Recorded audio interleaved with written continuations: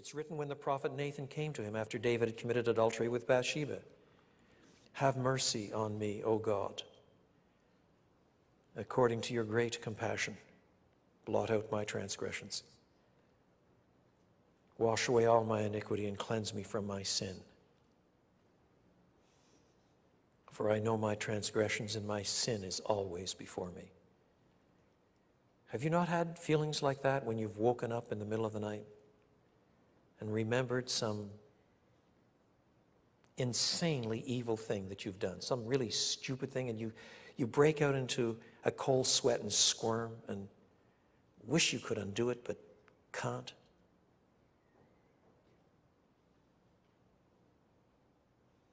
My sin is always before me. Against you, you only have I sinned and done this evil in your sight.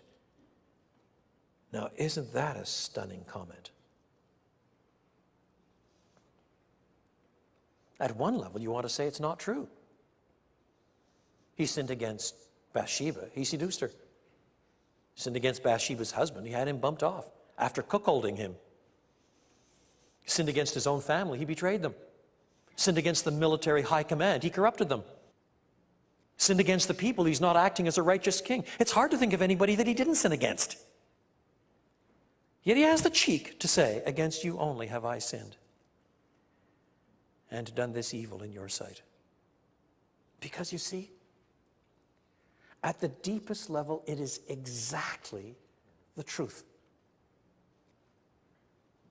What makes sin so heinous? What makes sin so sinful is precisely that it defies God. I mean, it's awful that we hurt our friends. It's awful that we wound one another. And when we wake up in the middle of the night with those feelings of huge shame, often it's because we're embarrassed at what our friends will think of us now because we said something so stupid or been so insensitive or so cruel. But beyond all of the shame before them is a much bigger guilt that we're rarely even aware of and do not often squirm over. But that's what David is doing here. He's squirming over it because he sees what it is in God's sight. Against you. You only have I sinned. What gives it its most horrendous odor, its most heinous aspect, is precisely that it is defiance of the God who made us and who judges us on the last day. And David understands that. Because you see, he understands the opening chapters of Genesis.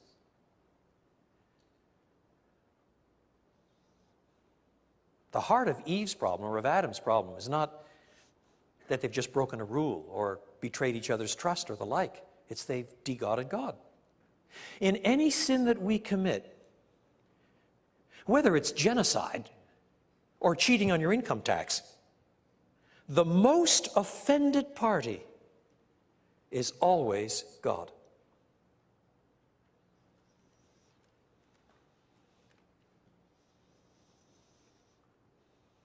Against you only have I sinned and done this evil in your sight.